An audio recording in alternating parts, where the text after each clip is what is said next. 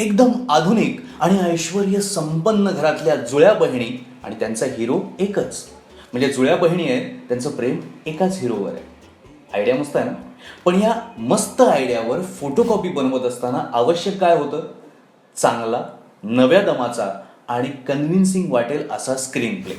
पण त्याचीच उणीव जाणवते फोटोकॉपीमध्ये.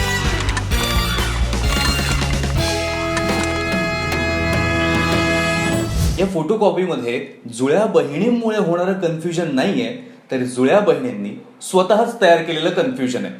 पण ते कन्फ्युजन का आहे, ते अख्खा सिनेमाभर का आहे, याचं उत्तर देणं सोयीस्कररित्या टाळलेलं आहे.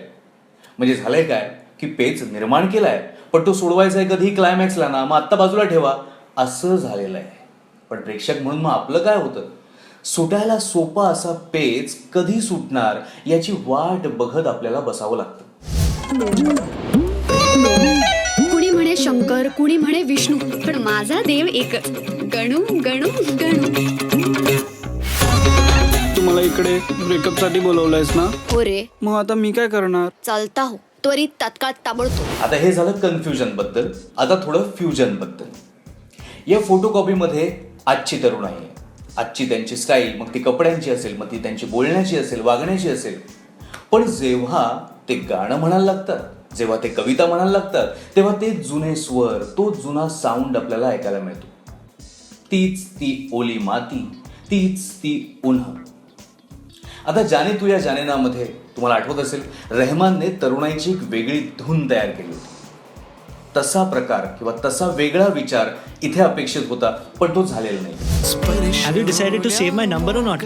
या ऑफ कोर्स, लगेच सेव्ह करते. Okay bye. समीर, फोन का कट केलास पण? त्याचा नंबर सेव्ह करायचा होता ना. फोटोकॉपीचा दिग्दर्शक विजय मौर्य. विजय मौर्य हा मूळचा ॲड फिल्म मेकर आणि त्यामुळे मोंटाज हा त्याचा हातखंडा. मोंटाज म्हणजे छोट्या छोट्या सीन्समधून स्टोरी पुढे घेऊन जाणं. सिनेमात काही ठिकाणी त्याचा वापर झालाय आणि तो चांगला जमूनही आलाय.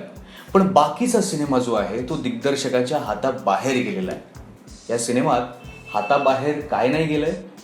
कलाकार. सगळ्या कलाकारांनी खूपच उत्तम काम केलेलं आहे या सिनेमामध्ये.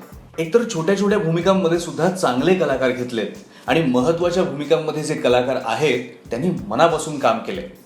आता वंदना गुप्ते आणि गिरीश ओक ते तर कसलेले फलंदाज. नवीन पिच असलं म्हणून काय झालं, त्यांच्या फटकेबाजीवर कोणताही परिणाम होत नाही. चेतन चिटणीस चेहरा नवीन आहे, पहिलाच सिनेमा आहे, पण तरी सुद्धा या पहिल्याच सिनेमात त्याने अपेक्षा उंचावणारं काम केलंय. पण विशेष कौतुक करावं लागेल ते पर्णपेठेचं. दुहेरी रोल होता, वेगळी जबाबदारी होती, पण तिने जी खेळी खेळली आहे अविस्मरणीय दर्जाची खेळी आहे. आता बाकी क्विज कॉम्पिटिशनमध्ये कविता म्हणायला लावणं वगैरे प्रकार आहेत सिनेमात, पण सिनेमा चकाचक झाला एवढं नक्की.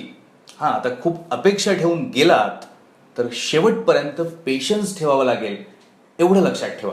विजय मौर्यच्या या पहिल्याच सिनेमाला म्हणजे फोटोकॉपीला मी देतोय 2 पॉपकॉर्न. आणि आता सैराट डीव्हीडी कॉन्टेस्टचा रिझल्ट.